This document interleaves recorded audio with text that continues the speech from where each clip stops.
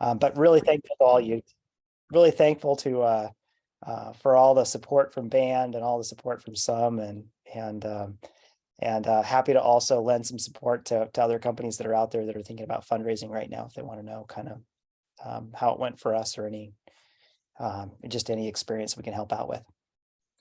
Awesome, Shane. Thanks for sharing that update. One of the things I would like you to just elaborate on for a minute, if you can, is I was, one, really fortunate and really happy that you kind of let us in at the very end of this round. Would you mind touching on some of the strategic investors who you brought in and what your initiatives are related to some of the grants on the water conservation side? Yeah. One of my rules for bringing investors in is bring people in that are smart on things that you don't necessarily have in the company yet. So Ulu Ventures led their, Bay Area Ventures, they've done a lot of for Silicon Valley VCs, they've done a number of really great companies and have really helped with a lot of high growth. So they're kind of our generalist. Couple other folks we brought in on the side. We brought Burnt Island Ventures, which is a group that does just funding for water. So a lot of water policy work, really deep in with utilities. In fact, they've got some of the utilities that are their LPs as well. So we're really looking forward to understanding better what's possible on the regulatory side, and they've offered to help there significantly. So just a really, probably saving me at least 2 years worth of work and angst in working with utilities, just kind of going in through them. We also brought in World Within, which is part of Sage Hill's portfolio. They're another VC based in Atlanta, Georgia, in climate tech. There's a huge tie-in between what we do and carbon savings. There's kind of a great way to translate water savings into carbon savings. If you think about all the electricity that California uses, shipping water from Northern California to Southern California, that kind of ties in. So it's really nice to see that kind of climate tech group come in as well. And then we also brought in MFV, which is a bunch of the old partners from Qualcomm Ventures that are doing kind of a deep tech robotics emphasis in their fund. So it's great to have some kind of deep tech money and also hang around with a bunch of other people that do robots and really hard, complicated, more sciencey projects to kind of get a little of that perspective and get some help from them, particularly in terms of like the manufacturing side and component side. So that's a little bit of the super team. And then there was Some Ventures. Some Ventures is the last little bit, and I think it sort of validates the thesis that Shane and I, we got to know each other a couple of years ago when you first presented down here in LA, Shane, and being able to follow your progress and being able to support where we could over the years, I think really kind of proves what we're all about, which is helping founders is the best form of diligence, and we're happy that you let us in, and we're going to continue supporting you and being a value add as we go forward as well.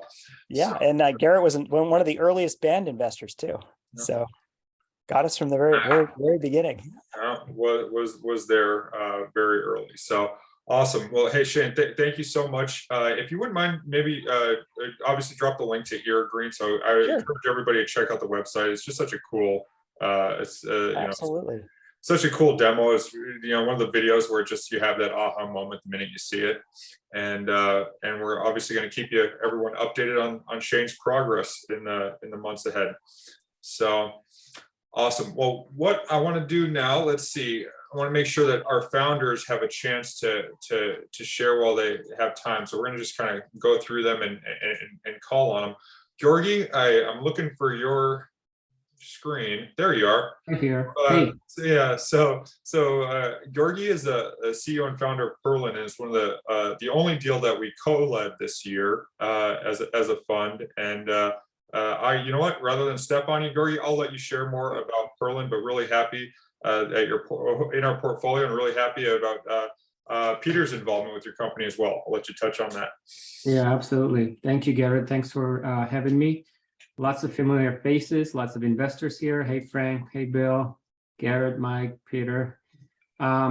Really fortunate to be part of this group. I've been kind of pitching Garrett so many times over the years. I feel like he knows Perlin by heart now. 2022, we are a UX to AI kind of technology company operating at the intersection of fintech and prop tech.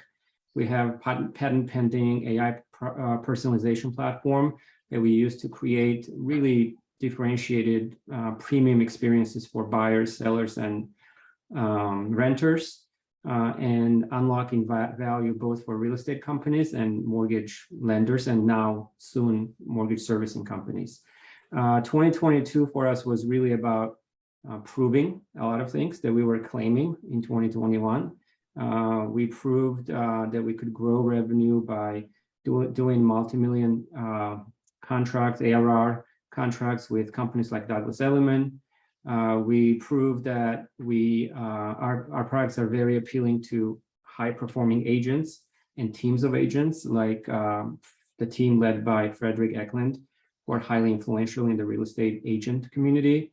We proved that we had a very strong connection and expansion opportunity without creating new products into mortgage space, kind of fintech space. And we proved a lot of claims that we were making with our AI. Last year, people were asking me, well, how do you know it works? And this year we can show, here it is, performing 3 times benchmarks, half the cost, delivering performance that costs twice as much and is 30% of what we're doing with our platform. In terms of the financial side of the house, another kind of breakthrough year for us. We booked more revenue than capital raised to that point before this current seed round that we're still closing out. So it was really rapid growth. We outgrew our ability to support clients. We have almost 500 users now. Next year, we plan to have 4,000 or 5,000 users on our platform. We doubled our team. So we really achieved solid growth with very little capital. And then we did our first close on the round that Garrett just mentioned. It's a seed preferred round. It was co-led by Some Ventures and Douglas Elliman. And we have other VCs, just like what you said, Shane. It's a really good group of kind of complementary investors and group of people. I also believe in that. I think that's a great strategy. We have some small VCs that have an international flavor to them. We have a couple of corporates that really bring different opportunities to us and are also huge clients potentially. We had our first board meeting, and Peter was amazing. It was awesome. We had a couple of observers, and it was really, we followed the 30-70 rule, 30% updates, 70% really solving problems and challenges and collaborating together. So I feel like we are really well positioned for 2023. We're not building any new tech. I mean, we have enough patents and technology. It's really going to be about kind of scaling the success that we already had, selling into existing accounts, replicating the success with similar accounts, and really leveraging huge kind of almost like Nike pyramid scheme kind of marketing strategy with Eklund Gomes, with their 2 million followers that they have on social media, with some of the announcements that they're planning for us. So that's really what 2023 looks like. This particular round, as I said, we finished the first close, 2.2 million. The round is 3 million round. So we're talking to a couple of investors about the final couple of checks that need to come in. But yeah, super excited, very grateful, very thankful to Garrett for thorough due diligence and looking forward and excited about 2023. Yeah, awesome. Well, I think one of the things I just, quick follow-up question, I just want to lead the witness a little bit. If you wouldn't mind highlighting for our investors and for your supporters, a little bit of the traction that you already have on contract and as well as, again, the co-investors that we went alongside. I think it'd be great to just give everyone that. Yeah, absolutely.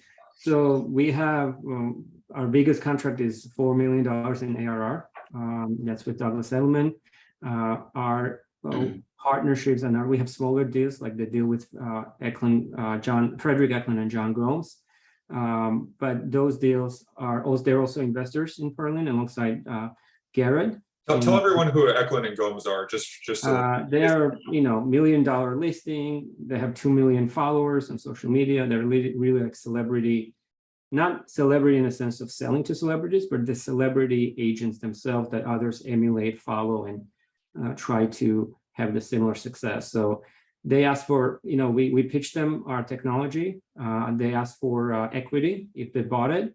We said, well, lucky you, we're actually raising a round so you can invest in it. So they ended up becoming investors. I mean, we have tremendous plans for March, April next year in terms of PR. They're talking about promoting us in their Netflix show that's upcoming. So it really is I think it's going to be a pivotal year for next year. Again, piggybacking of what we did with Douglas Elliman in terms of in the enterprise space and kind of replicating that, but then using this Eklund Gomes team and their celebrity halo to just basically sell the same tools at a higher price to teams of agents. So is that kind of what you were getting at? Yeah, Gary? that's what I was. And then we also have Redwood Trust, and we haven't even scratched the surface with them as one of the investors and potential clients. We're going to launch that process of kind of taking our existing stack and delivering it into the mortgage space instead of this real estate space. And that process is starting in January. And we discussed this in our last board meeting. And Peter, I think you remember, Miles was like, "Yeah, let's set up demos and let's get going on this piece as well." So that's another exciting angle that we have from our investor group. Well, thank you so much, Georgi. I'm going to move on next to Natalia because I know she has limited time, and I hope she can go on video. Let's see, where are you, Natalia? Oh, there you are. I'm here. Yes, Natalia is rocking digital fashion on Zoom. That's awesome. Natalia is obviously the co-founder and COO of DressX. And if you had been at an LA SIG meeting about 2 years ago, you would have had one of the first looks at their company, and they've been on a rocket ship ever since. And I'll hand it over to Natalia to share the update and all the awesome things that are going on with DressX. Thank you so much, Garrett, and hello, everyone. Yes, I will share the most important news, and now we are kind of putting together results of the year. And it's been a fun year. We partner with Roblox and also with Meta, and we started working with them in summer. We became the largest provider of digital fashion for their avatar store.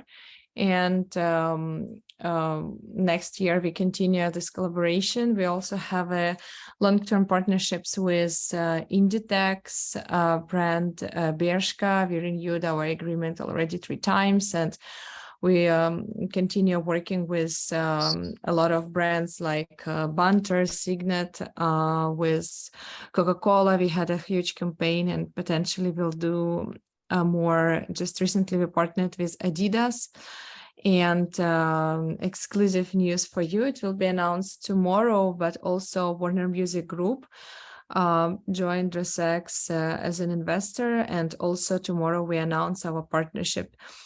There are a lot of things going on. I encourage you to follow and wear digital fashion. We announce all the new use cases and utilities on LinkedIn and on our Instagram. So those are the main things, and happy to share it with you. And yes, and wish you happy holidays. And we are very confident about the next year. Because we already have a lot of also contracts lined up and users as well. Within this year, we updated our app with a unique feature when the MetaMask wallet can be connected and NFTs become wearable. That's exactly why we started working with Adidas, and a lot of other companies are interested in this infrastructure that we've built. Oh, I muted myself. So just a couple of quick questions, because I know you got a lot of work ahead of you even this evening. Would you mind just sharing, because I thought it was pretty cool. You were mentioned in Mark Zuckerberg's even his keynote the other day. That was pretty exciting news from the year. And can you talk a little bit about the integration with Instagram? That's right. So basically, we started the year with DressX being at earnings calls of Snap when Evan Spiegel was presenting DressX, and we ending the year with Meta Connect event where Mark Zuckerberg was announcing that avatar shop for clothing will be available not only for Instagram but also in Oculus. And that's exactly the DressX collection was illustrating this announcement. So we are very excited. It's coming soon. We know it's rolled out not everywhere at the same time. but gradually. So that's great. And there was a recent coverage from Wall Street Journal about this particular collaboration. So that's where we continue developing.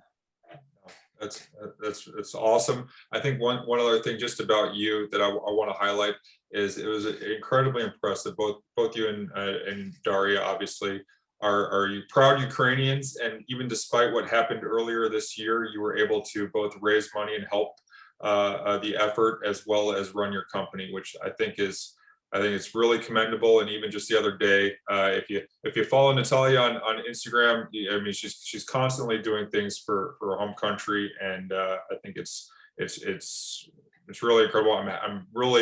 We're lucky to have you as a portfolio founder, and just wish you all the success going forward here. So thank you so much for joining us. Thank you, Garrett. Yes, we relocated. We had team members in Ukraine, but we actually relocated most of the team before the invasion, and some of other team members after.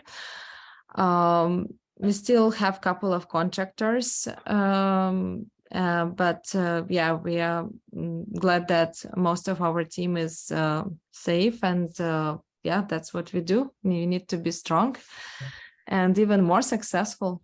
Yeah, well, I think just the last point, you touched on it, but I just want to drive it home for the group, is that you're one of the few companies that's somehow able to play nicely with both Snap and with Meta simultaneously. Could you talk about how they have different visions for the future, but how DressX fits into each vision? And then I'll stop asking you questions, I promise. Sure. So what we built is DressX Meta Closet. It means it's a wardrobe of clothing where you go to choose your outfit, to discover it before showing up in other spaces online. And it's really fun how Snap is betting on augmented reality and Meta on virtual reality. And we feed both of these versions of the future. We are very bullish on AR because that's definitely going to be the first place of adoption, and really AR adoption is so much higher than VR, but also we are looking into the future, and we understand that like VR experiences will also kind of dominate in a longer perspective. So we give a possibility to talk to the user anywhere where they want to be and where they want to kind of show up and customize and style themselves. So we give this opportunity for all types of online spaces. We also work both for Web3, like with Web3 platforms and Web2 platforms. So like we do collections with Ready Player Me, which is completely like Web3 environment or Decentraland. But also we work with Meta, Roblox, and Zepeto, for example. Yeah, that's awesome. Oh, and one more news. We were recently in the list of 100 people who shape fashion tech. So Woke Business published it last week, so it's like fresh. Well, high five. I have a feeling if I let you go, you could just keep rattling off press releases. So I think I'll encourage everybody just to Google DressX. And you know, I was really proud to have been one of your first investors, and then be able to have this fund now so that we can participate in the seed extension. And I think that there may be some more exciting news. We're not going to break anything here tonight on that front. So yeah, we'll look forward to hearing more of your updates, and appreciate you making the time again. We will. Thank you. Thank you. And glad to see everyone. A lot of familiar faces from the last sessions. So cool. Yeah, it's great to see it. All right, very good. Well, we have Jordan Justice. You saw Jordan. Maybe it's the whiskey that we just had, but it just occurred to me that you sound like a superhero. I just realized that you got a great name.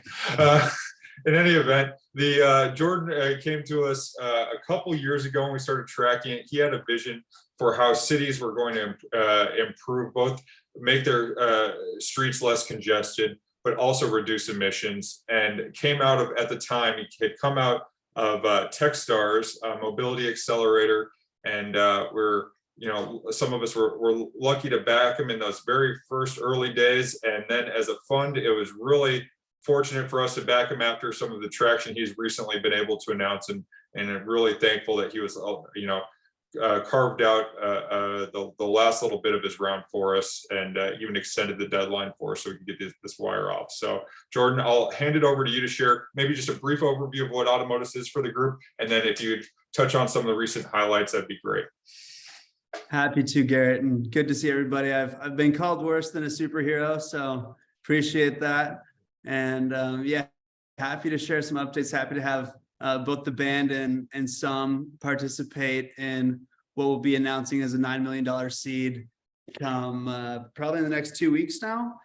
But yeah, it's been a roller coaster for us, but an exciting time. Automotus helps, as Garrett mentioned, cities and airports really manage their growing commercial vehicle traffic, whether that be ride hailing, Uber, Lyft, Amazon, DoorDash, FedEx, at the curb to reduce double parking, congestion, safety hazards with computer vision software, basically like FastPass for on-street parking. As a result, we typically reduce double parking massively. We reduce CO2 by about 48 metric tons per block annually. And we have certainly been on a bit of a roll lately where we're rolling out in cities like Boston, Los Angeles, Miami, San Francisco, Austin, Omaha, Columbus, and a lot more. Fortunate also to now work with the Department of Energy and companies like Amazon to really help reduce a lot of friction in the public right of way and ease up some of that traffic that all of us LA locals deal with every day. But yeah, at a high level, we're certainly on the right track. We're going to close the year about $1 million in revenue for 2022, but we'll have about 20 million booked for next year and going forward, just with a lot of new cities coming online at varying scales. And accordingly, we're growing our team and we'll be raising another larger round sometime, probably Q2 of next year. But again, super grateful for the band and Some Ventures. Really appreciate all your guys' support, and always good to see everybody making it happen in the LA community. So, all right, Jordan, you got to put up with a couple of questions here for the group, just to remind everyone. Could you share just a little bit? One of the things that's so impressive is how you scale within these cities and your success rate in winning these contracts, as well as the way you've thought about launching the cameras and getting these cameras installed quickly. Can you sort of touch on that process just a little bit for the group? Yeah, happy to. So a couple of years ago, we were super early stage company, didn't have more than $100,000 in our bank, and so we would put up cameras one or two at a time, but have fortunately been able to really prove out what we're doing and automating transactions at the curb, automating enforcement, collecting a ton of data, and the units really pay for themselves. Specifically, what we do is, outside of automating payment and enforcement, collecting a ton of data, we typically increase revenue for our city partners by 5 to 10 times. And as a result, we can deploy cameras at no cost to the city and take a portion of the net new revenue. And because of that, we've been able to run private-public partnerships where we have cities actually apply to do projects with us, where we have them get letters from their mayor's offices, from their business improvement districts, where they're applying to work with us on scales that we dictate, and then stipulate the scale based off of our ability to finance that. And now we have a $5 million sales and leaseback facility in place that we're using to do that. But most recently, we had about 20 cities apply to deploy 100 cameras each. Some of them are going to be doing far greater. Many of them are going to be doing 100 to 200. But we're at a point now where we're having cities reach out to us and deploying scales that we can dictate based off of our ability to finance. And so it's really a model that helps perpetuate itself and grow quickly. But to Garrett's point, every client that we've had is either extended or expanded, most likely both. And we've won every RFP or competitive bid that we've responded to. That's a pretty solid track record, Jordan. So obviously, I think that later on we get to hear from one of our principals, Elizabeth, and I look forward to her being able to collaborate with you, because she's our computer vision expert on the team, and really excited to see what you accomplish next. So yeah, thanks so much for making the time to chat with us tonight. And we're gonna move on to our next portfolio founder real quick. And unless you have any other last closing thoughts, or we good? No. Good to see everybody. Happy holidays. Good to see you, Elizabeth. Appreciate you guys having me. Take care. Awesome. Thanks, Jordan. All right. So where's Pablo? I know Pablo's here somewhere. There's Pablo. So I got to brag about Pablo here just for a second. I think Pablo's had one of the wildest past 18 months out of any of our founders. He's gone from moving facilities for his company Clear Club to battling COVID, which I think out of all the businesses that we've looked at for investment, because his is so hands-on, and you'll get to actually see a video of it in a little bit. Just the perseverance that Pablo showed and really building out what I consider to be like the Dollar Shave Club for oral wellness, a subscription service that starts with mouth guards, and he'll talk a little bit about some of the ways in which he's upselling his customer base. It's been incredibly impressive to watch. I had the opportunity, actually just this morning, to meet with one of their co-investors, Rogue Venture Partners. They're on their 4th fund. They're out of Texas. We were actually in Pablo's office, so you'll get to see a video. I asked Pablo to do a walkthrough of their whole process, so we can actually show you rather than tell you tonight, because we were over there. And rather than stepping on you anymore, Pablo, just love you for you to share sort of the update. And we're a few months from profitability here, so we're pretty excited as a early stage company that you've been able to get on that track. I'll hand it over to you now, and we'll show the video at the end of your comments. Awesome, Garrett, and great to see you again a couple of hours after. Was a great tour, and just as a reminder of what we do custom night guards for teeth grinding. We just recently closed a 1.1 million round to extend our runway to make sure that we get profitable. We will close this year with over 2 million in revenue, and we currently have a net cash burn of around 40K. So we're very close to the goal to just get to cash flow break even, and very excited about that. And as Garrett said, we have all these operations set up, ready to grow very fast.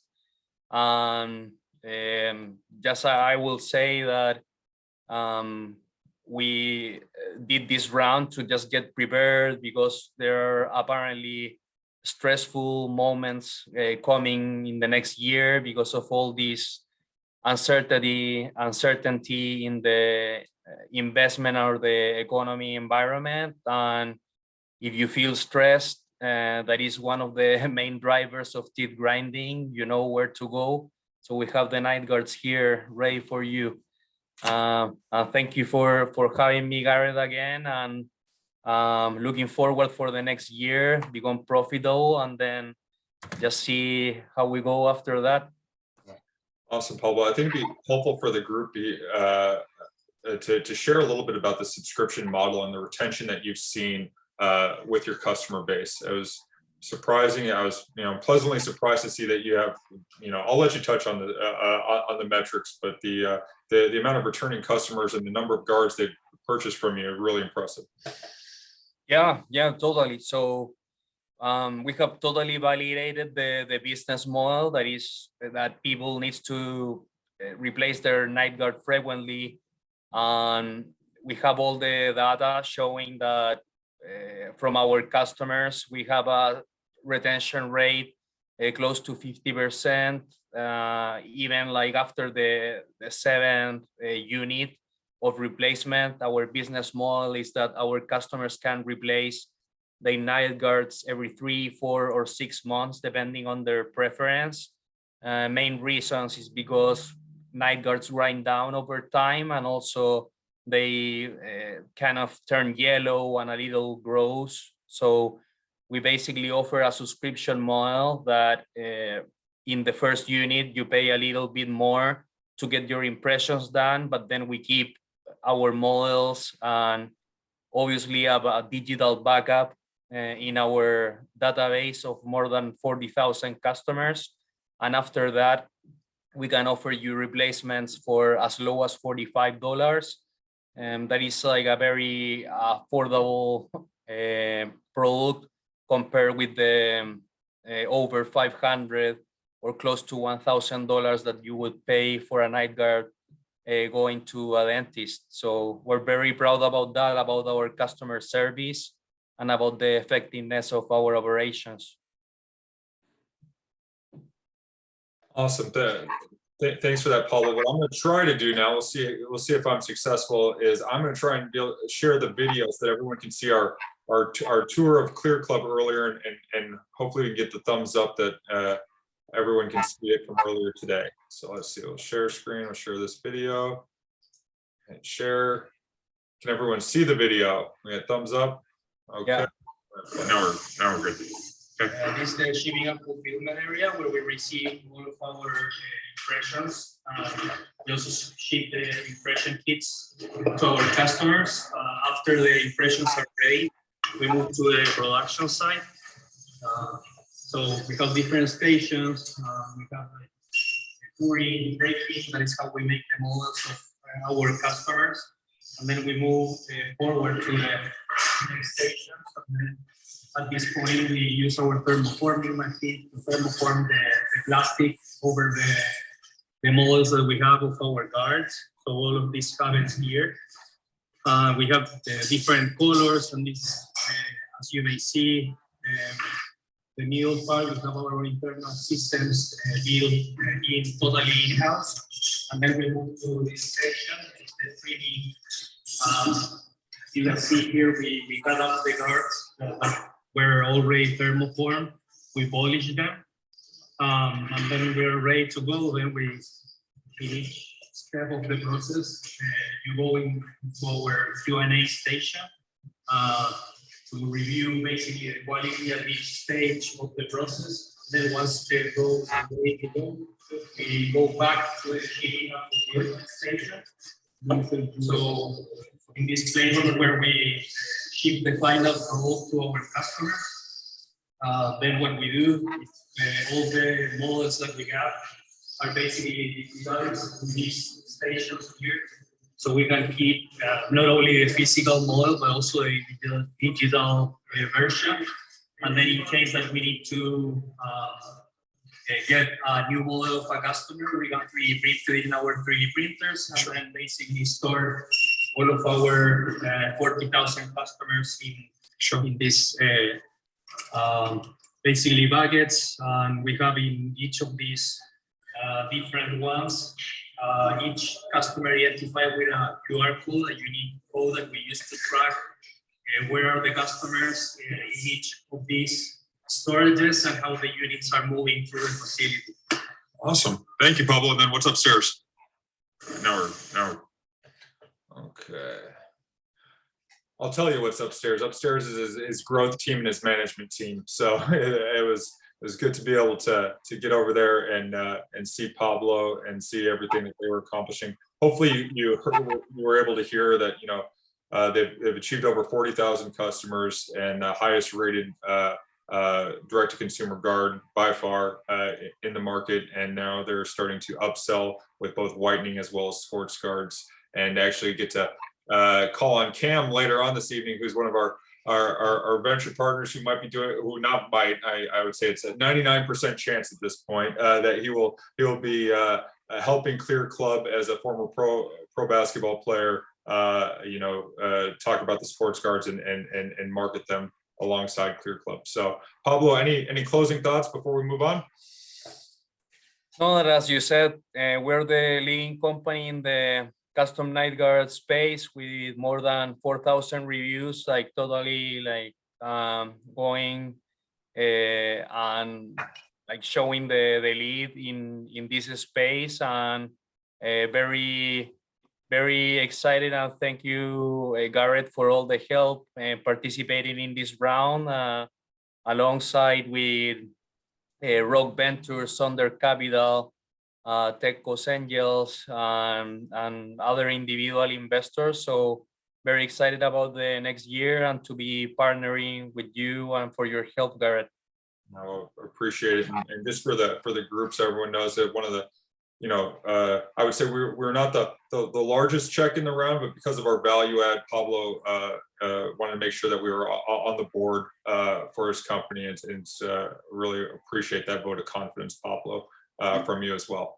So we're gonna pause from the founders just for a second. So Kevin, just hold on just 1 second, because I know one of our advisors has to sign off here in a few minutes. I want to make sure everyone has a chance to introduce themselves to the group tonight and just share a little bit about their background. One of the things that's really important to me and to Mike, I know, is building a cross-functional team of people with different skill sets, different backgrounds that can add value to our founders. And I was really lucky through Tamo Mueller to get introduced to a gentleman named Tim Sabian, who, if you don't know, I'm sure you've heard the name Tim Sabian probably over the years, because I knew that I had, having been a Howard Stern fan. Don't judge me too harshly for that. And Tim was instrumental in not only bringing Howard to Sirius, but he's had just a long career in media and entertainment. That's I'll let him highlight, because I won't do it justice. But Tim, it's so great to have you on the Sun Ventures team, and really appreciate you making the time tonight to be with us. Well, it's a real honor to be here with you, and Garrett and Mike. I can't thank you enough for including me in on the process and meeting all of you and being around you. I've been in the business, the media business, all my life, and over the last 7 years or so have been very involved in entrepreneurial type of projects and raising capital and so forth.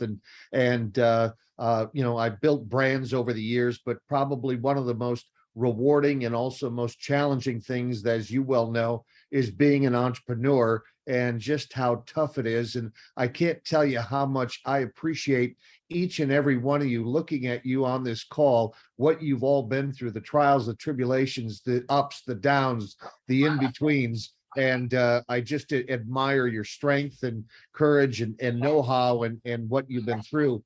And I apologize for my dogs in the background barking, but it's working from home is what this is all about. But in the light of the Christmas spirit, I thought about the version of the entrepreneur's version of The Night Before Christmas.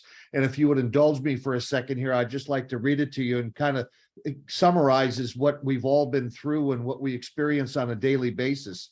And the story goes, you've either started a company or you haven't.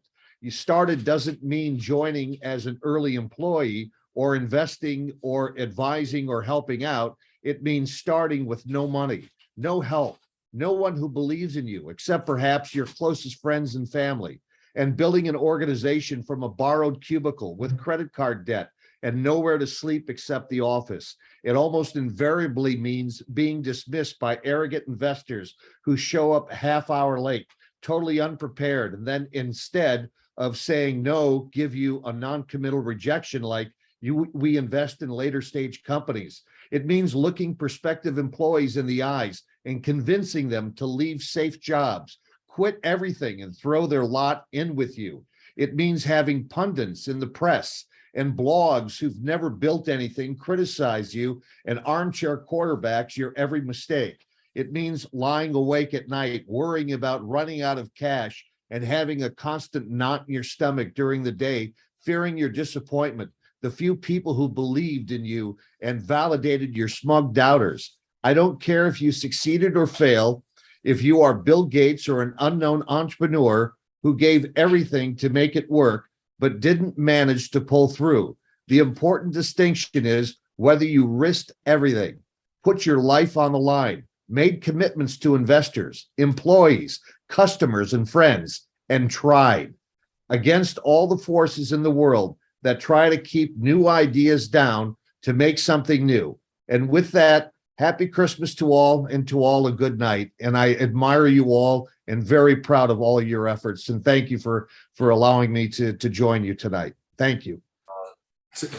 Well, Tim, it's tough to follow. I'll drink to that. Yeah, I think that deserves an applause and a drink, because We've got some incredible entrepreneurs, some incredible entrepreneurs turned investors on the call tonight, and it's I think it speaks to pretty much everyone on this call, your words. So thank you so much. Thank you. Can you guys. share? Tim, can you share it with everybody? Yes, I will. Yes, I will. I'll send it to Garrett and, well, I'll post it on the link here. So, all right. Thank you all very much. Thanks, Tim. So we've just got a couple of founders left, and we're going to do just sort of around the room and get a chance to highlight all of you who've been so instrumental in our success this year.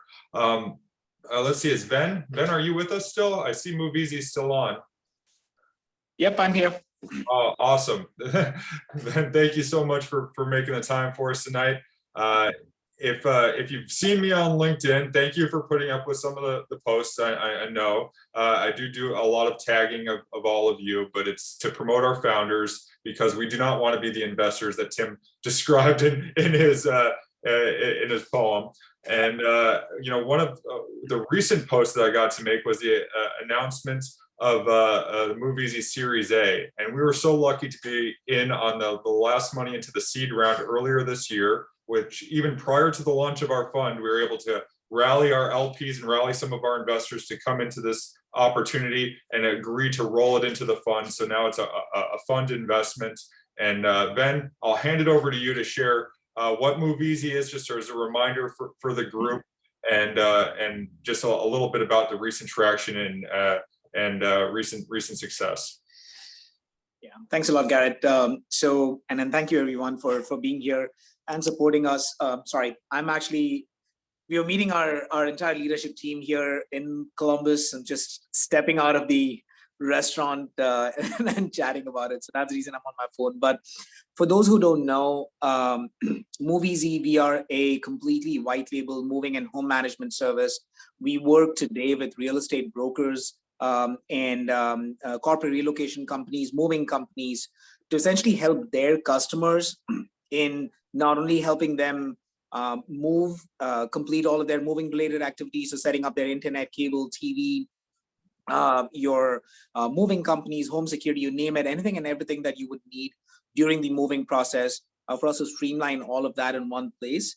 But now we've extended into the home ownership space as well, where we are able to continue that relationship post-move, or for any existing homeowner to truly maximize the value of their asset, to provide details like the valuation of their home, to identify what projects they should work on that increase that valuation, and while at the same time being able to reduce expenses by, again, doing some of the stuff that we have already been doing in the moving space, which is finding savings on internet, finding savings on their insurance and home security deals and so on and so forth, but also adding other services like home warranty, energy. So you name it, anything and everything that a homeowner needs when it comes to their moving and home management needs, we've done that. And we do it in a white label fashion. So we basically come in as a Berkshire Hathaway concierge or a Century 21 concierge. So you won't find Move Easy's name anywhere, but it's us extending their brand to beyond just the transaction. And thanks for that introduction, Garrett. I think we just closed our Series A round, about a $7 million round. Modern Ventures led it, and Travelers Insurance was the strategic investor. We've been working with Travelers for the last 2 years on the insurance side of things. But what this capital does for us is truly get into the home ownership space and not just help real estate agents engage better with their existing customers, with their sphere contacts, but essentially work with mortgage companies like Wells Fargo or Travelers Insurance in the insurance space to truly engage with their existing customers and provide them a value-added service beyond the immediate transaction of that mortgage or insurance service. It's truly staying engaged with them until the time they are ready to make that next transaction, truly providing that value for them. Thanks for that. I think that one of the things that really stood out to me, or that I want to make sure I highlight for our group as well, is that, you know, when we're making an investment in an early stage company, especially in market conditions like this, one of the things that we think about is we want to make sure the company's well capitalized and has enough runway to make it through a challenging period or a clear path to profitability. I think one of the things that impressed me the most then when we first met was not only were you still growing your customer base in this environment, but you were able to grow your ARPU. Could you just share a little bit about how you're thinking about that over the course of the next year and what you expect that to translate to from a revenue standpoint? Yeah, absolutely. I think, a lot of people, we were lucky to kind of be in this space. There are a lot of these small services that actually add up to a good amount of revenue, that it's kind of just, flows under the radar. And so for us, we had a really good team that was able to recognize that. And we increased our ARPU from, we're doing only about $80 a customer to this year. Now we're closing at about $173. And we have the ability to take it to as high as about $423 per consumer. And so that's basically a lot of our vision for next year is twofold. One is expand the market opportunity from beyond just residential real estate space to going after mortgage companies, single family rental units, insurance companies, anyone essentially who is working with a homeowner or a moving customer. So it could even be media sites like Credit Karma or NerdWallet that can utilize our services. And so that's a big piece of our goal next year. And then simultaneously continuing to work on increasing that ARPU either through efficiencies or through a different product mix. But it's a combination of things that we can do right now. And so that's a big goal for us as far as next year is concerned. Awesome.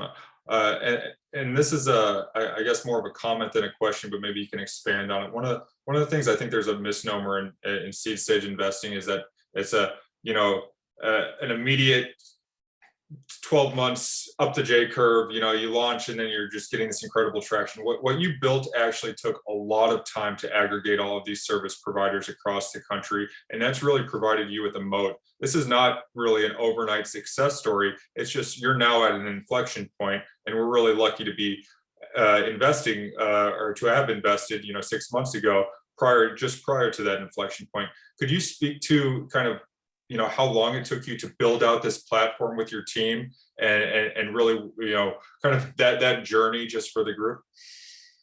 Absolutely. In fact, what Bill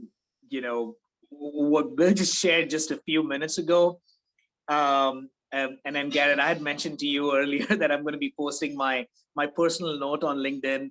A lot of the things that he mentioned right now were going to be parts of my quote, to be honest, or post tomorrow, because it's taken us 8 years. It has, we started off as a simple platform to connect consumers with moving companies. And we pivoted early on. We had investors, in fact, one of the biggest investor groups in Columbus, Ohio. We did not accept their terms. And they basically blacklisted us, not only from getting money from them, but also from the biggest angel group in Ohio. And so I ended up taking about $138,000 in credit card debt. And there have been, my wife would attest to this, countless anxiety nights, like getting up. There have been times, in fact, just 2 years ago, right before Thanksgiving, not knowing how to pay my employees.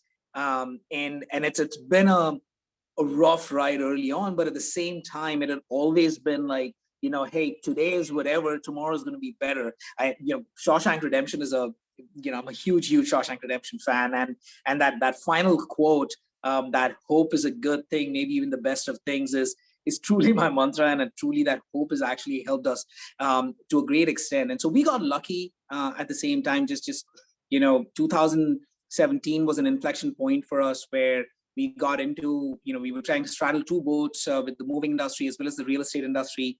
We decided to jump on one, and our product at that time, we were charging real estate agents for that. We decided to just make it free and just go after real estate brokers. And that just flipped the switch for us. 2018, we had some big brokers join us. We had our first seed fund at that point of time. And then from that point onwards, we've constantly grown. Now we have enterprise clients like Berkshire Hathaway, Century 21, Howard Hanna, Travelers is, is another such huge enterprise client that's coming up. And we've just gotten lucky to a great extent to have found people who've helped us at times where we thought everything was about to be done, and the next day someone would come in, be it an investor like Garrett for that matter, or a client like any of these guys, just believing in us to say, hey, yes, you know what, I like what you guys are building, and we'll give you a chance. And it's taken a while. It's definitely taken a while, but right now we are at about 78 employees and growing. We have a huge, like very committed group of people working with us. And more importantly, I mean, despite all of this, the biggest thing that this has taught me is the humility. We're not an overnight success, and I'm actually thankful for that, because we do understand the value of money. Even now, when we raised the $7 million, it was the first thing that I shared with our employees, that this is just, it's both validation for our hard work, but at the same time, we've been basically blessed to some extent to have that. We are fortunate to essentially not worry about a lot of things that a lot of other companies have to worry about in these uncertain times. We are in the moving space in real estate, where we would be dependent on people actually buying and selling homes. And in this industry, one of the big reasons why we actually launched the home ownership dashboard was to de-risk us from the ups and downs of the industry.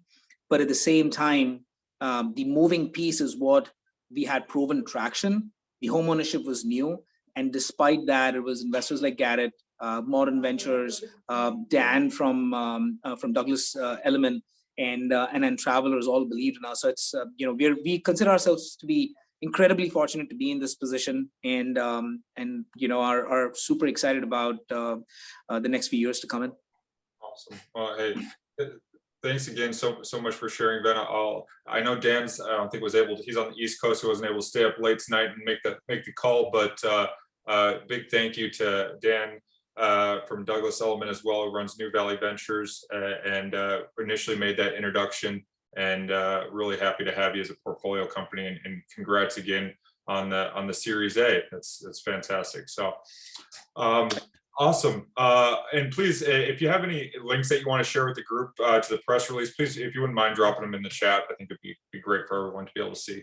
I know she has to leave, and I really want to make sure everyone gets to hear from her tonight, because I've had the pleasure of knowing Elizabeth Spears for, gosh, almost 7-8 years now. Trying to think, it's got to be about 8 years, and because she got to see Skylar at I think a pitch event early on when she was barely walking around. So Elizabeth has not only led product for companies like Distillery, which many of you are familiar with. She was actually one of the key reasons why Distillery has grown to what it is today with over 700 developers. But she then left there to co-found Plainsight, which is a company that's a top computer vision company in the country. I'll let her touch on what she does, but I feel really blessed to have the technical chops on our team, and her support of our portfolio founders that you've heard from here tonight. So Elizabeth, why don't you take it away and just share a little bit about your background, if you don't mind. Sure. Thank you for that intro, Garrett, and good to see everyone. Definitely some familiar faces, and nice to meet the new ones. I am so excited to be a part of Some Ventures and to be able to lend experience or expertise, or hey, I've tripped and fallen in that pitfall before kind of stories.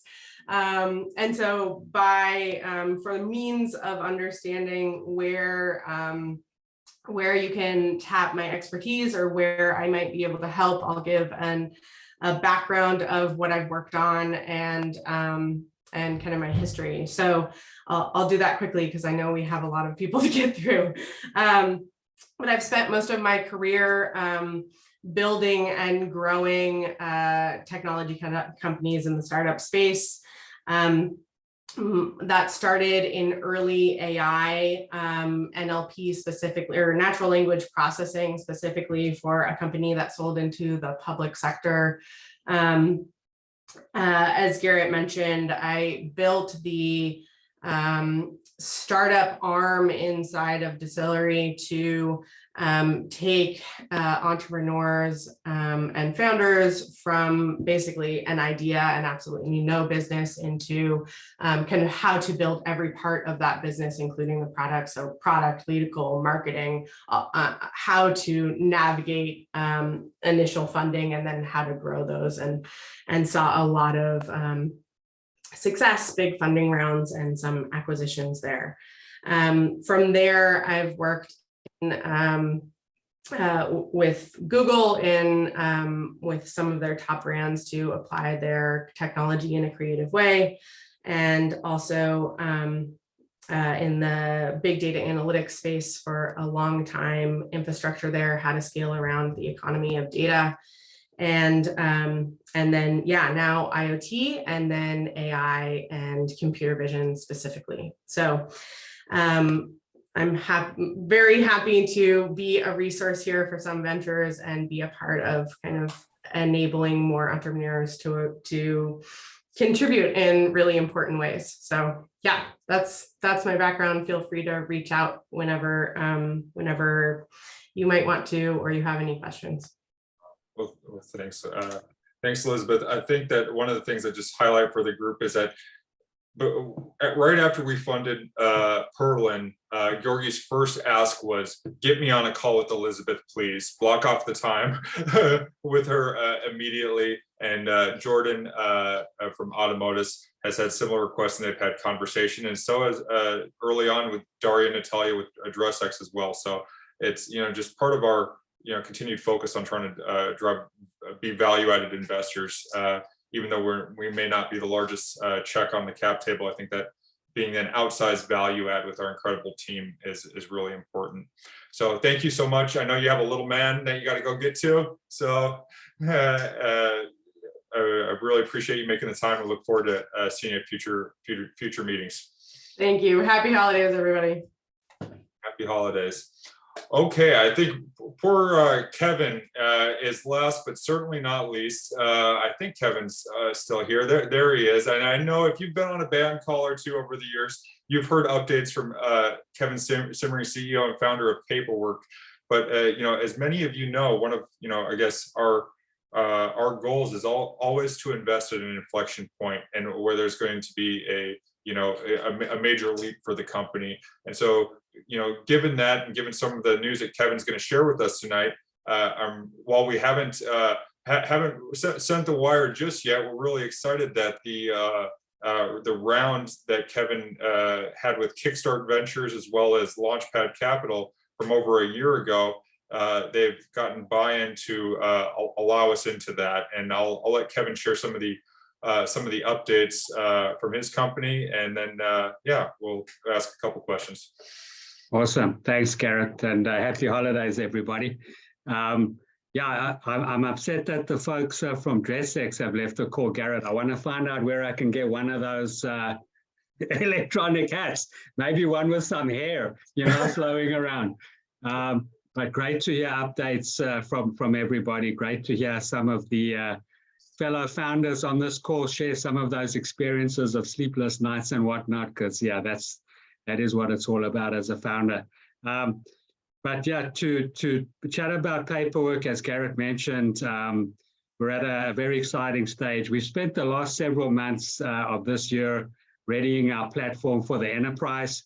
For those folks, just as a quick kind of primer, Paperwork is a white label financial wellness platform that partners with the enterprise, particularly credit unions, to offer financial wellness to their members and help their members improve their financial well-being. And I'm happy to say that in Q1, we'll be launching with a major credit union, significant opportunity for us. And the great thing about working in the credit union industry, very self-referential. So we have a pipeline that's been building up steadily during the course of the year. And I think with this reference point in Q1, I think that's going to help us close out a lot of additional deals during the course of 2023. So I think a busy year ahead. So that's on the credit union side. Just interestingly, why credit unions specifically? So when we decided to focus on the enterprise, we saw great alignment with credit unions as our kind of beachhead in the enterprise. We'll be working with community banks, regional banks as well. But our first step into enterprise working with credit unions has gone really well. Apart from obviously aligning on the mission of financial wellness for all, which is really core to their DNA, and adding value to their members, we help credit unions in a number of ways as well. Obviously deepening the engagement with their members, helping credit unions stay top of mind when their members are making product decisions is of huge value for them. And we also promote their own products within our app. So helping them cross-sell, and particularly in these times, helping those credit unions diversify away from interest income only to be able to garner some non-interest income as well through sales of other products through our app. So great alignment and seeing great product market fit now heading into the new year. So that's on the one side, and that announcement will probably come out with a major press release probably towards the end of January, announcing that deal with the credit union. Shifting away from that, just one other opportunity I'd like to mention. So our initial seed round, as Garrett mentioned, was with Kickstart, Launchpad Capital, and also with AARP. So AARP are an investor in Paperwork as well. They've shown a lot of interest in what we've been developing over the course of the year. And so we're collaborating with them on a very exciting project, still a little bit confidential and under wraps, but very far down the road with that project. And our aim is to launch that in Q2 of next year as well. So between the credit union space and collaborating with AARP, two very significant opportunities which will be converting Q1, Q2 next year. So yeah, happy with our prospects at the moment and really just focusing on execution. Awesome. I know it's been a journey with AARP. It's never easy to break into one of these organizations. Could you just talk a little bit about that process for you from just the entire process, if you wouldn't mind touching on that for the group? Yeah, sure. So AARP actually saw us at a demo day giving a pitch probably around 18 months ago. They were interested in what we were doing for a number of different reasons. Strategically, within their organization, they saw that we could add a lot of value. And so they approached us to join their accelerator program last year. So summer 2021, we went through an accelerator program with AARP, got to meet a lot of folks from within the actual program, but also some of their leadership team in the different business units. That then led Garrett to an exploration. We developed a prototype for them, which they deployed to user testing. So they went through a rigorous process.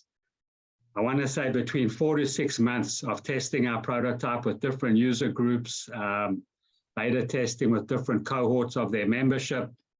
The results of that user testing came back with a brilliant response, wonderful feedback from that. And so that then really kicked off, the project in detail. Even at that point, that's been going on for some time, the discussion, the planning with different business units within AARP, massive organization. But thankfully, we're kind of at the tail end of that now, hopefully. And looking forward to actually executing and implementing on the project. Yeah. No, thanks for sharing that. I think just to drive home one point, I think that we've been meeting almost weekly for the better part of over a year now. Is that right, Kevin? I think that's about right. I think that's right. Yeah, absolutely, Garrett. It's been awesome to watch the progress and sort of, I know that there's only so much you can share, but be able to get that insight and see that feedback from these credit unions as well as AARP. There's I can say that there's probably an excessive amount of diligence done, but it's nice that we're nearing those signed contracts and going to make that investment right alongside when those deals are signed. So thank you for making the room for us. And again, I know I sort of beat it to death, but I think it's just sort of core part of our thesis. If you add value for founders and you go out there and you support them early on, they do the right thing by you when they're hitting their inflection point. So I really appreciate you doing that for us and for our LPs and giving us the chance to participate, Kevin. Thank you, Garrett. And yeah, you've been an awesome partner, as you say. Call every single week, and every call is filled with value from yourself, guidance, far more than sitting on our advisory board, mentor, friend. It's been a real pleasure, and looking forward to some exciting times going forward. Awesome, Kevin. Thanks for joining us. So now we get to thank you very much, Kevin, for joining us, and Sure. Feel free to stick on it if you feel inclined. I know you got a lot of work to do as well. I just want to, I guess, drive home one point for the group. Just because I'm jumping on a call weekly with a founder does not mean we're investing. I just want to make that very, very clear for the group. There are lots of founders that I'm on calls with every week that, we don't get to a point where we want to invest as a fund. But I think it's important to try and continue those relationships. I know Mike does as well. And I also want to just thank Peter Mansfield. I think I saw Peter here just a second ago. There he is. For making the initial connection to paperwork. Peter was an early advisor on the marketing side, and it just really speaks to this network that we've built, which I think is a secret sauce from a fund, where we've just got all of you that are referring incredible deals and incredible founders in. And Peter, if you wouldn't mind, just for a couple of minutes, just sharing a little bit about your background, because I've had the pleasure of working with you and learning from you for over a decade now, I think. It's been great to have you on this journey. Basically, almost from the minute I got out of the Air Force, I met Peter. I walked up to him and introduced myself when he was speaking at Stubbs Alderton. I still remember that moment, and I don't know, Peter probably doesn't. He probably had a line of founders, but I remember it. And for whatever reason, he decided to take me under his wing at that time, and it was a life-changing event for me. So, Peter, why don't you take it away for a minute? Well, actually, I do remember it. So I don't remember too many things at this point, but that's one thing I do remember. So it's been a real privilege working with Garrett and working with all the founders. I've pretty much everyone that's been on the session tonight, at some level or another, I've had some involvement. In some cases, it's been very much from, through Garrett, listening to the progress that's being made. In the case of Kevin, I think it's been, just a joy to work with him from in the very early days, and then to sort of pretty much hand it over to Garrett to let him help the company along the ways. I'm just really thrilled to be part of the group, and I've missed the last 2 or 3 sessions for one reason or another. I've been doing a fair bit of travel, so I'm glad I could join tonight. So yeah. Thanks, Peter. Well, you're a little bit too modest. I think everybody, most probably 80% knows your background on the call, but Peter's been a part of a number of exits in the fintech space over the years, from Property Bridge to Wallaby to Marketo, which is probably the big one, the biggest one of the bunch, and now is a CMO over at UNES, which is obviously a company that's near and dear to our hearts, to many on the call. That's Peter's almost I would say is like a co-founder. He's been there for almost day one. So it's awesome to have that fintech experience, that marketing experience as well on the team and as an LP as well. And actually, I'm not modest at all, but I appreciate you saying that. Fair enough. Fair enough, Peter. All right. I really have screwed up here in that it's taken me so long to highlight probably the most important, one of the most important reasons why I've had the ability and we've had the ability to pull this off this year. And that's my partner in the fund, who really is the ops.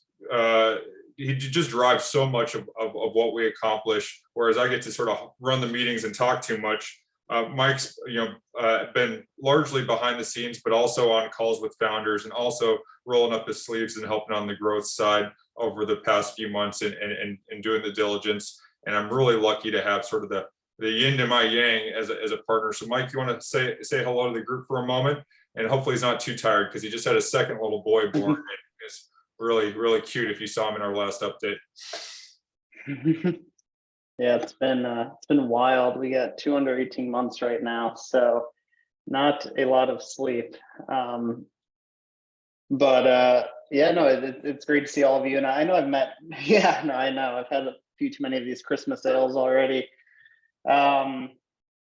Yeah, I know most of you on the call, I think, but yeah, it's great to see everyone. And yeah, I mean, my background, I worked actually with 2 folks on this call early on at Acorns. Hopefully the Acorns over my shoulder here is not triggering you too much, Matt and Adam. But yeah, we were early days at Acorns, really in the trenches and helping to get that off the ground. I spent almost 5 years there, starting in analytics, working with Matt and Adam, and then leading the growth and user acquisition team. Before going to UNest, where I worked with Peter for almost 3 years, I want to say it was. Served on the board with him, with Frank, with Garrett. So yeah, really great group of folks. It was a great 3 years there. We took that thing, from sort of, we all started, or I started like first day of payroll to 500,000 parents and kids. So a lot of fun. And yeah, I mean, the fund so far, I mean, this year it's been crazy despite macroeconomic conditions. We've made 7 investments, which is a little wild to me, just sort of given where a lot of, emerging fund managers are. I've spoken to a lot of friends who, have struggled to, make 1 or 2 investments. And so it's really great. And just sort of shows, the support network that we have. We really appreciate all of you. Most of you are LPs in the fund, and it's been a really solid year. And I think our investments now are really going to show 2023, 2024. I think the vintage from this year is really going to prove meaningful. And so I've just been really excited to be part of something that is just growing so quickly, and it's super exciting. And yeah, looking forward to 2023 and seeing sort of where this thing goes. Yeah, well, yeah, and I think that the 7 investments, obviously it's a great number. I think that just to put everyone's mind at ease a little bit, obviously having 4 years of deal flow and tracking founders. We accelerated. We came out of the gates hard charging, I would say, because of the fact that we knew that there were some opportunities that you've heard from tonight where, we had a limited window and we were the last money, and we wanted to make sure that we were getting into these companies that were well capitalized, could sustain themselves and continue growing and achieve, market dominance over the course of the next couple of years. So I would, I guess, put it directly, I don't necessarily think we'll do 7 over the next 6 months, like what we accomplished here, or I think it was 7 or 8 months. We did 7 investments. I'll need to catch my breath here at some point, or we'll collectively need to catch our breath here at some point. But it really, I think that hopefully you've seen from the group of founders that we put in front of you tonight, why we're so bullish on these companies. Mike, I can't thank you enough. I think that it's sort of a nice segue a little bit into your former teammates over at Acorns. Want to call on them and really be able to highlight one thing, which I'm really sort of excited to announce and share with the group, which is, in the 2023, one of the things we're really wanting to roll out is AppFit. If you've been through our deck, you've seen that one of the things we want to do is make ourselves scalable. I can't be on the phone. Mike can't be on the phone. Our principals can't be on the phone every week with every founder. We want to be able to create a mechanism where we can track KPIs, be able to identify inflection points, And there's a tool that one of our LPs and partners, Uptech, built called AppFit that we're really excited to use. And so, Adam, if you wouldn't mind maybe sharing just a little bit about you, your background, and then expand into the tool that we're going to get to use as a partner, really would appreciate it. Hey, yeah, absolutely happy to talk about it. Thanks for having us here. Yeah, so Matt and I are both worked with Mike at Acorns, and our experience working together goes back more than 15 years now. So we met at Yahoo back when Yahoo was kind of a cool place to work, and then ended up hopping around at a bunch of different companies before landing at Acorns, and now we've kind of got our own thing going with Uptech Studio. And it's really 3 businesses. Like, we do some consulting with startups. A lot of our work is in fintech, building products, building design strategy. And we're also building our own software, which is AppFit, and I'm going to let Matt talk about that a little bit too. And more recently, we've gotten into investing, so we're participants in some fund as well. You know, our investing started as, let's trade some consulting work for investing in startups we're working with, and now we're starting to get more serious about that. But yeah, we're very excited about AppFit and how that can help all sorts of startups, including the ones that we're investing in here. Yeah, just to give a little bit of color on AppFit and what it is and what kind of the genesis was for it. As Mike mentioned, when we were at Acorns, he started off in the analytics space. And every Monday when we were at Acorns, Mike would spend a bunch of time preparing for this meeting we had every Monday. I think it was at 2 o'clock. And it was basically with the CEO and with kind of the heads of the different departments. We would go through all the slides. And we would set OKRs, and we would track our kind of progress towards those OKRs, and we would look at the data for each week, and we make decisions based on that data, and then decide what are we going to do the next week. Really, what AppFit is taking that was in a set of slides and putting it into an app. You'd be surprised, as Adam mentioned, we do a lot of consulting with startups. You'd be surprised how many of these startups actually have not been trained to look at analytics, or they'll say things to us like, oh, we know we should be doing it, but we don't know where to get started. Or we'll set up analytics for them, and they just kind of like, it's just overwhelming for them. So really what we're trying to do with AppFit is encourage teams to kind of pick, 5 or 6 key performance indicators. What are those big top line metrics? So like, think Apple Health. If you have Apple Health on your phone, you know what I'm talking about. It's just this nice, clean dashboard that shows you, here are the 6 metrics that you should be caring about your business, and you should be looking at them on a weekly basis. And when you look at them, and so just so we're clear, we're not trying to replace some of the other analytics services that are out there. Amplitude is actually a partner of ours. We love what they're doing. We love the data that's in the App Store, in the Play Store. We're just designing AppFit to sit on top of that. So if you see any problems in any of your data, you can go jump into Amplitude, and you can start digging into that and start figuring out what the issue is. But we think the most important thing is you need to look at your metrics weekly. You need to be paying attention to your business. You should not be letting that slide. And so we're kind of looking forward to actually partnering with some to kind of help roll this out and help bring that discipline to some of the companies. Thanks so much, Matt, for that. I would, just briefly for the group, maybe you could just touch on a little bit of the cross-functional experience of your team and the types of projects that you really that fit within your sweet spot, because I think it's just good for everyone to know, what resources we have available. Yeah, as Adam mentioned, we have a whole consulting side of the company, and kind of when we started out, it was like, we'll do everything we can. Since then, we started in I believe late 2016.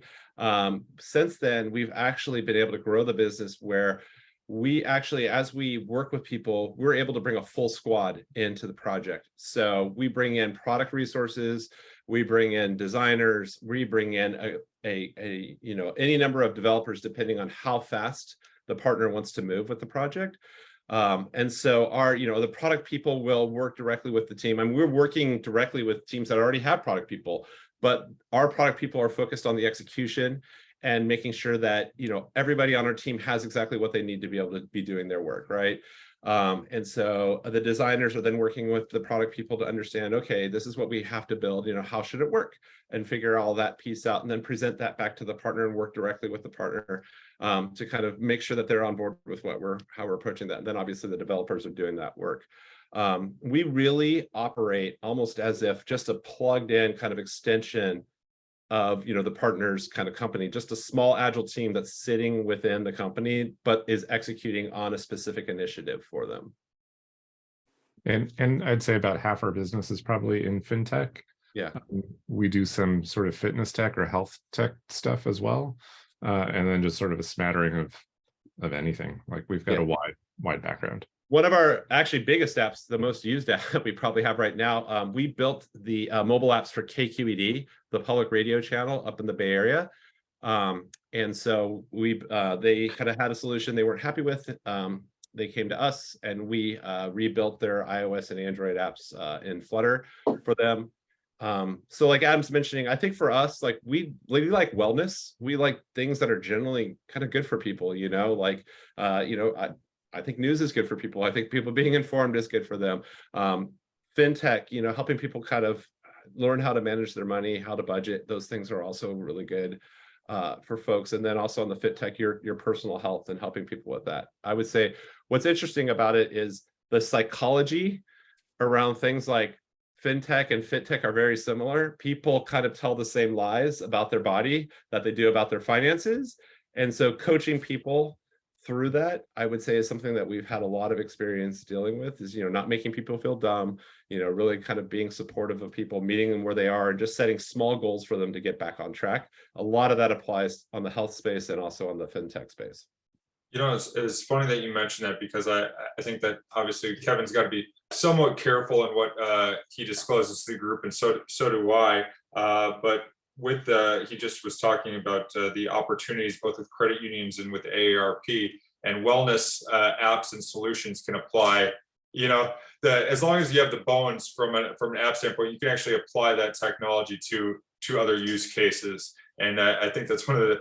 I look forward to being able to share more with the group on that front and what Paperwork is actually up to. And I really appreciate you guys being partners and being able there for our portfolio companies, being there for us as a fund. And supporting us with access to the app, and really looking forward to rolling it out and starting to use it with our portfolio companies. So if anybody on the call knows a startup that's in need of UX UI design as well as program support, please reach out to the UpTech team. And I should also mention Distillery. Andre couldn't be on the call this evening, but Distillery is also a great partner as well, and they provide $200K in development support for portfolio companies if they choose to elect it to have that support as well. So we just got some great group of folks with supporting our founders. Next, let's see. We got oh my gosh, Peter John. It's very late where you are, and I appreciate you bearing with me. I have to just do a brief intro here. I got to know Peter serendipitously somewhat through one of my best friends from the Air Force Academy. His younger brother married Peter's daughter, and somehow Peter attended one of our meetings, I think a couple of years ago, and we started talking, and it's just a wealth of experience, both from a consulting and investing standpoint and commercial real estate. And I'll let Peter touch on his background, but we're really lucky to have Peter on our team, and he's actually the board member for Perlin that's representing Some Ventures right now. And it's one of the things that we'll be touching, sort of tapping more and more of you as we continue to take these board seats and board observer rights. We want to put the smartest people in the roles to help these founders. So Peter, why don't you take it away for a second? Well, yeah, sure. Thanks, Garrett. I've been participating in these calls, on and off for, I don't know, a year and a half, 2 years now. So I think some of you already know me, but I'll just keep my intro to less than 45 seconds. I majored in applied mathematics in college, and even tinkered with astrophysics. But then I realized that I was really not smart enough to be a physicist or brave enough to be an astronaut. So I went back to school to get an MBA, and spent multiple decades really as a problem solver, consultant, strategist, then as a commercial real estate developer and investor. So what I really love is working with creative people who solve challenging problems, and that's why I'm here. And I love working with Garrett and Mike. And we're approaching year-end holidays here, so I'll just leave you with one personal note. I really believe in human goodness and the joy and satisfaction it can bring. So as my good friend Haki always says, please be kind to others and be kind for no reason. So it'll make someone's day and your day as well. So happy holidays. That's a awesome message, Peter. Thank you so much for being part of our team and for sharing and for also bringing Haki, who's an incredible entrepreneur in his own right. I think he's got 30, 40 million followers and is building incredible business into the fund as well. And we really just appreciate all your efforts to support our portfolio companies and yeah, just believing in us. It's great to have you on board. All right, I think we have one of our notable advisors who I haven't had a chance to call on yet, Frank Mastrangelo. Where is Frank? Did we lose Frank? No, there he is. Okay, sorry, Frank. I've got the screens going here. I'd love it if you could just again share with the group a little bit about your background. And obviously, Frank, I consider one of the fathers of fintech before it was even fintech. Frank has touched so many important companies. I'll let him speak to it, but it's great to be able to pick his brain as we look at early stage fintech opportunities. Yeah, well, thank you, Garrett. I've been around fintech as long as Peter has. I think just to underscore, like we've both been in the space for a long time. It's hard to believe we didn't meet until we connected at UNest after knowing so many people so well. Now it's a full-on love affair, Frank. There you go. I co-founded Bancorp Bank back in 1999 with a partner, and we grew it to be one of the larger, fintech sponsor banks in the U.S. So I've been in this space for a really long time. Got to touch many companies, through that experience through the years. So really thrilled to be involved with Garrett and Mike here at Some Ventures and the band and everything. And I appreciate that you guys let me call in from the East Coast, even though it's the LA forum, so. No, thanks so much, Frank, for calling in. It's been awesome to get to know you through UNest and then beyond, and really excited to have you on board. And yeah, so I want to keep things rolling here. I know it's getting a little bit late, and so I will let's see, who do we want to call on next? Jason, I see you there. Jason came to us recently through an introduction from Darren Eng, who Darren was on the call earlier tonight and wasn't able to call on him in time. Darren's the executive director of Lava, and they've been a great partner of ours over the years. And Jason really bought into our vision with Some Ventures and has started helping sourcing opportunities and just doing outreach and just working with us in that capacity. And I'll hand it over to Jason to share a little bit about his entrepreneurial background, and it's great to have him on board. Great. Well, thanks. Happy holidays, everybody. Amazing for those that are staying up late, because I'm currently in Idaho right now and I feel myself wanting to doze off as it's 8:45. I realize as I've gotten older in life, I've become my father. I go to bed at 9 and I wake up at 6 and start wanting spaghetti dinner at 5:30. Anyway, my background kind of is varied. I've worked in large corp, consulting, Accenture, Gartner, corporate venture with EMC, Dell EMC Ventures, and then also as an entrepreneur, doing real estate development, and feel very blessed that Mike and Garrett gave me an opportunity to be able to participate with Some. I listened to and see what all of you have done, and I feel like, damn, how am I on this call? I haven't done enough. I need to do a lot more. So I just feel very appreciative of the opportunity to try to introduce Garrett and Mike to my personal network of friends and opportunities to possibly invest. I've never done that before. And introduced my inner circle to opportunities that I've been a part of. So I feel very honored to be able to do it with the collective group here and with Garrett and Mike at the helm. So thank you for the opportunity. Well, Jason's being too modest. I forget the exact number, but it's like 40 plus different profitable projects, both residential and commercial real estate that you've led over the years. So it's great to have your insight as an entrepreneur and have you, and really appreciate the introductions that you've made recently to some of the later stage PE funds that are now also looking at us. And so thank you so much for that and for your continued involvement. Jason actually drove down a couple hours the other day to attend a startup event with me at Spin Launch, and it was we worked the room together talking to founders and getting leads on deal flow, and it was very, very cool to have you there with me. Gosh, there's really no rhyme or reason to this. I'm just sort of looking at, I see Stender, and Stender, I've got to say, I've known Stender, or I don't know if Stender knew me at the time. I know I introduced myself, but all the way back to when I was working in a family office in Pasadena and was joining Pasadena Angels meetings on behalf of that family office. And I was the young guy in the back of the room, probably annoying the more experienced members, raising my hand, asking questions, but Stender put up with me attending his meetings. He was a chairman of, am I getting this right? Chairman emeritus. I know you're the former chairman of Pasadena Angels. I triple digit angel investments over the years. Really excited to have you on our Some Ventures team now and participating with us. And I'll hand it over to you, Stender, to share a little bit. Wait a minute, there we are. This is an awesome group, and I've certainly enjoyed my first meeting, Garrett. Thank you very much for inviting me and bringing me along. There isn't a whole lot to say. I spent my entire career in corporate finance. I was CFO of several companies. I escaped from the corporate world about 25 years ago and began investing in little companies. And as you said, I've invested in a little over 100 companies.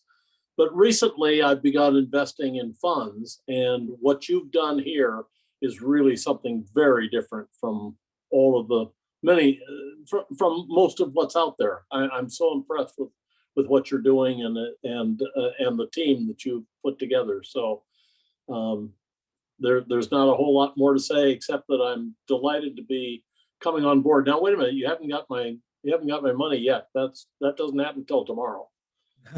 Well, Stender, you know what? You'll still, even if the check doesn't clear, you'll still get invited to future meetings. But I really hope the check clears because I've already promised it to another founder. So, actually, that leads to me to one, I think awesome point, which is by the end of the year, knock on wood. I know we have a couple of wires coming in. I think we'll land right at about just north of 2.5 million invested this year in early stage companies. In this climate with these conditions, I think that's just a testament to basically everyone here buying into the vision, seeing the quality of the companies that we're investing in, understanding that while there may be downturns, these are the companies with staying power. And I think we're all going to be high-fiving in a couple of years over some of these bets that we were able to place both this year and into next year. And I also want to thank everyone because it's this foundation that we've laid that's, as we've built the conversations with the endowments and with the family offices that weren't as familiar with us and the fund of funds, it's this sort of foundational portfolio that is really attracting more people to our group. I do want to kind of hit on one thing because I heard it the other day. I was talking with the chair or the founder of the Band of Angels, Ian, and he was saying, oh, you're going to raise this fund and then you'll be at 30, and if 10 years you'll be at a few $100 million fund. I don't have any aspirations, and Mike and I have talked about this. We don't have any real aspirations of being the next Sequoia. I think that where we have a competitive advantage is in being the fund that adds that outsized value add relative to our check size. And I see us, continuing to grow and maybe being a 30, maybe a $50 million fund. But at the same time, it's about having this community and being true to our values, kind of to what Peter John said earlier, and being supportive of individuals. And I think it's important to sort of keep that growth in mind and really wanted all of you to know that we appreciate your early support so much. and we'll hope that we can continue building this relationship over time. So again, that's probably the whiskey a little bit. Yeah, I got my soapbox, but I think it's important because I think our core ethos is what attracts the founders. And I think it's what has brought everybody on this call together, and appreciate everybody for buying into that. I see my old Air Force buddy and hedge fund manager, Aaron, with his Santa hat on. I've called on you in the past, Aaron, and I appreciate you diving into this earlier stage investing, but it's great to be able to hear your perspective and I'd love for you to introduce yourself to the group real quickly. Yeah, sure. I appreciate it. Like Stender said, I feel really honored to be included in this conversation, especially given this is relatively new to my kind of knowledge base. Matt, Adam, I think KPIs are the most underrated things in a business being successful. If you can identify those, you can identify where you're weak. And if I do a lot of weightlifting and CrossFit and things like that, and if you don't track it, it's going to get worse. And if you do track it, it's probably going to get better. So I think that's great. Peter M, I also remember the first time I met Garrett, a long time ago at a recruiting visit to the Air Force Academy at the airport. And I really wish, I was like, man, I really hope he doesn't play strong safety because I'm going to be out of a job, because Garrett was a absolute animal and still is. Mike, he wasn't fast enough for that. He wasn't. I was a little That's bit, true. That is faster. true. That was not fast enough. But he could always bicep curl a little bit more than most people on the team. Mike, I've also been in your shoes. 2 kids under the age of 18 months. That was a decade ago for me. I have 4 under the age of 11. So only better times to come for you. Frank, I'm also on the East Coast. I'm in Atlanta, so I'm up a little bit later than typical. So I'm with you as well. Peter J, I've also done aeronautical physics and realized that's probably not the best way for me to go. Although it was really helpful for me to understand all the ins and outs of all the equations, which helped me in my day job today. And one of the key things that we preach to our kids is just to be kind. So I really appreciate that message. Jason, I also get hungry for spaghetti at 5:30. So you're not alone. I don't know if anyone else I missed on the call that I can't make a connection with, but hopefully sooner rather than later. But just a little bit about me. I went to Air Force Academy with Garrett, played football there, and did budget, finance, and accounting and auditing. Spent some time in Afghanistan doing that for the Air Force. Came back to the States, had 2 kids at the time, decided deployment for 6 months was a little unfair to my wife, who was by herself running the family and working as well. So got out of the military and joined an institutional investment company in Atlanta that manages $25 billion of kind of large institutions around the US. And then have recently jumped into the hedge fund world as I've seen kind of where institutions put money. The hedge fund space is really interesting to me, and hopefully to tell you more about what we're doing at, we'll call it the side gig at this point later on in other meetings. But happy to meet you all and happy holidays. Thanks, Aaron. I'll give you a plug here. Aaron is also launching his own hedge fund on the side, and has an incredible track record and over the past few years, and he's an entrepreneur in his own right, and don't tell, I guess, his bosses that he's doing this on the side, but you know what, it's been incredible to watch his progress, and you know what, I think the future is bright for both of our funds. So thanks for being a part of ours. So I really appreciate it, bud. You know, I think we made it through everyone except for Asher and Y-Man, if you can see him. So Asher, I'm gonna save my Y-Man logged on video first. So I got to tell everybody just a quick story, because it's the holidays, and the holidays are about people you love. And Yehudi Scott has been a second dad to me since I was a young cadet causing trouble, and he was a captain at the time teaching English class. Hey, wait, real quick. Don't get ahead of yourself. Just like Stender said, the check, it wasn't written yet. You were a cadet candidate. That's you weren't true. even a cadet yet. That's You were at true. the prep school, Garrett. You were still applying to the academy. That is true. The way they redshirt us for sports at our military academies is they dupe us into attending a prep school, so you get the joy of going through 2 basic trainings before you get to get into the academy, which was fun. But Yehudi not only was a teacher, a mentor of mine, but he also was a sponsor family. When you're a cadet, you have or cadet candidate, you have kind of a rough week schedule, and every once in a while they let you off base and they let you go to a home of someone nice that'll let you in, and you can have some normalcy in your life for a day, sometimes 2 on the weekend, and then you return to the grind. And all I can say is that the best description of Yehudi is my daughter Skylar calls him Grandpa. So it's great to have him join us, and I just want to just give him a moment to hopefully not say anything too embarrassing about me, but I want to acknowledge him being on the call tonight.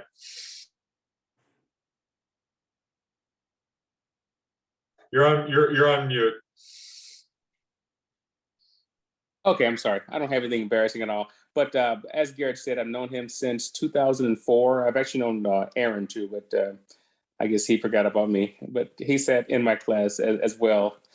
But Garrett has been just an inspiration, just an awesome person, as you all know now. But I've known this for almost 2 decades, that Garrett is an amazing individual.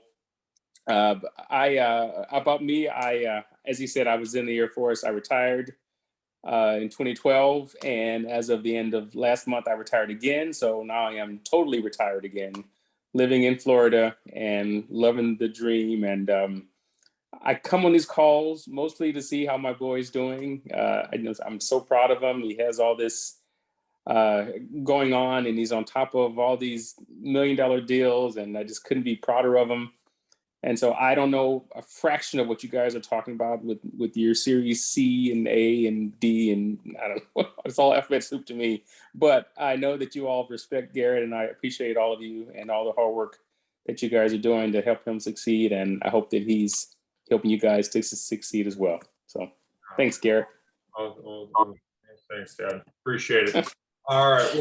Well, you know what? That was I'm probably even redder than I was after the first 2 drinks. So Asher, you've been a staple of our startup journey for the past 6-7 years. Gosh, I think maybe 8. I can't even remember the first time I met you. I think it was probably at a join-in session with Peter and Sonia Sepaban. I think that was the first time we met, but it's been awesome to have you as an investor on these calls and have you join us. If you can jump on video, it'd be great for you to say hi to everyone, because not everyone here can say they mentored the CEO of Uber and have done all the things with startups that you've done over the years.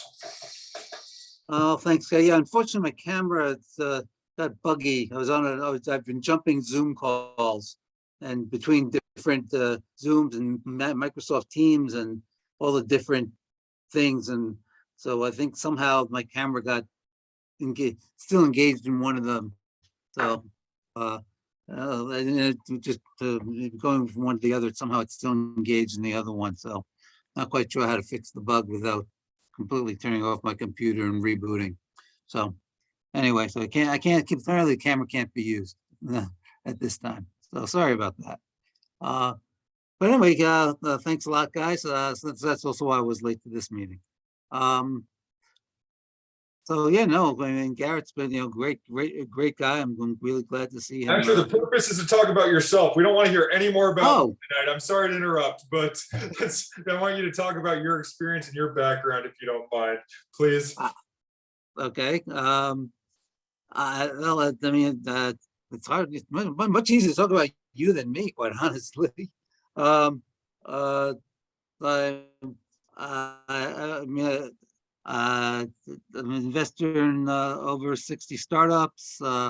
As Garrett said, I was I did Travis's first startup when he was a college kid, and helped train him, and he became the business guy of 7 UCLA college students, and the startup that they had. They're all engineers. And so I worked very closely with Travis in that transaction and taught him a lot of stuff. A lot of lessons that he took to heart when he eventually succeeded with Uber. So that was kind of nice to see. But did a lot of this. Did one of the first internet e-commerce IPOs, a company called Shopping.com. I know all this when I was a venture capital attorney. Then my career took an interesting turn. I was rear-ended by a drunk driver at over 70 miles an hour, leading to many surgeries. The last one of which I just had in October, which has totally sidelined me to some extent. But over the years after my 10th surgery back in 2012, I think 2013, went back to my startup roots and started investing. Figuring that's where the best way to get solutions to my situation. Severe pain and all that kind of stuff that I have. And these are people who've seen me in meetings. I was ambulating with crutches and a lot of pain and all that. So, but looked at startups to help solve a lot of problems, not only for me but for lots of other people, in health and wellness and lots of different areas. So, invested in a lot of companies, some of which some people may know. Thrive Market here in Los Angeles, one of my first ones. Events.com. Omaze, charitable experiential giving platform. Janu, which is a Fig's competitor. So a lot of different unique companies. AirVet now, telemedicine for pets company, which is a very cool company. Truffle, which is a restaurant app, dynamic pricing for restaurants.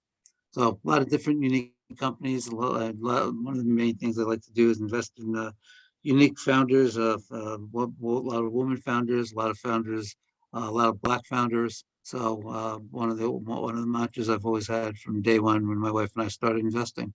So that's kind of the somewhat short story, I guess.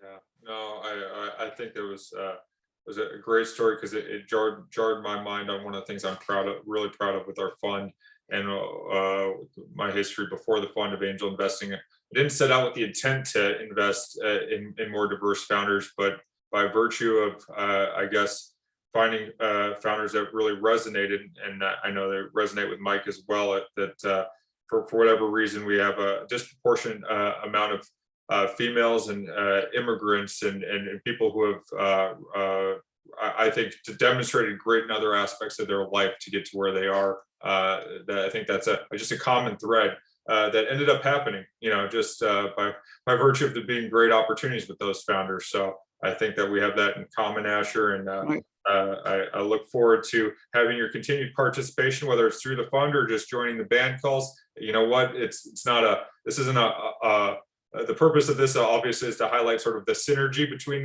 the groups, because a lot of the companies we've invested in, I also shared with the band, but at the same time, it's all are welcome on the calls, and happy to have you as a part of that network.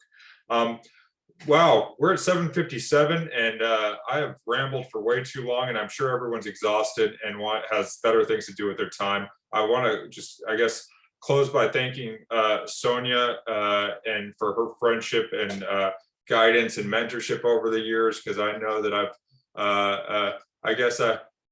been I think I started off as the youngest member of the band. I don't think I have that distinction anymore, but her support and her sponsorship in getting me into the group has really expanded my abilities as an investor. I want to thank you, just all of you, because I've learned something from everybody on the call. I know Mike, if you have any closing thoughts, it might be better for you to wrap it up than me at this point, but I'll hand it over to you.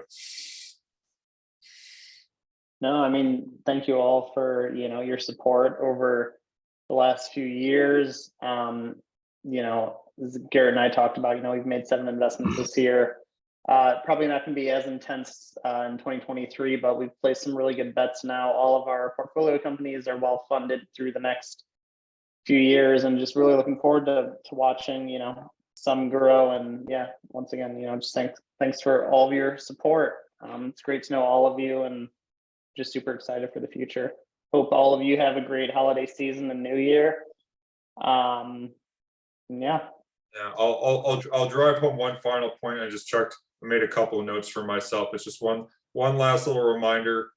Obviously our success is because of all of you and because of the sharing of deal flow and the sharing of opportunities. One of the things you're going to hear from us in the coming weeks, along with as we get them made, are some swag that we're going to send your way as well, is that we kind of have a process in place where we really want to take care of our LPs, our venture partners, our advisors, our principals who share deal flow with us. And so you'll see sort of kind of a standard policy on that. We want to make, if you're sending a deal and we end up investing in it, we want you to participate in that upside outside of any LP contribution, because it's just the right thing to do. So I'll sort of shoot a more comprehensive note on that when I've had a little less whiskey, but it's something that I'm really kind of excited about. And I'm also excited to share that we're gonna make sure that everyone who's and a lot of you who've helped us get to where we are so far with these first 7 investments, that we're taking care of you with some added equity in the fund for your early participation. And I think some of you know about that, but it's something that's really important to us because you bet on us and you believed in us, and it's not lost on us. So anyway, on that note, I wish everybody Merry Christmas and Happy Hanukkah and a very happy Festivus for the rest of us. I look forward to seeing you guys in January and for future meetings. And so thank you so much. Okay. Thanks everybody. Have a great night. Thank you. Good job, Garrett. Hope we get to do this face to face at some point. Yeah. That'd be great. Thanks, guys. Bye-bye. Bye.